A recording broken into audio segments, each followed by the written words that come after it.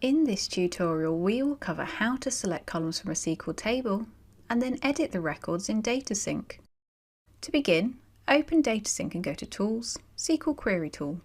Click on the Connection button and choose your provider from the drop-down menu. Now enter in your connection string and click OK. You are now connected to your SQL server and can type in a SQL statement. In this example, we are selecting the first name, last name and country columns from the customer table. Once you are ready, click Run Query to run the statement. If we look in the connection preview below, we can see that 100 records have been returned.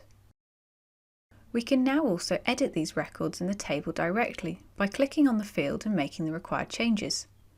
Clicking off of this record or hitting Return will run the update query. We can see this in the output window below.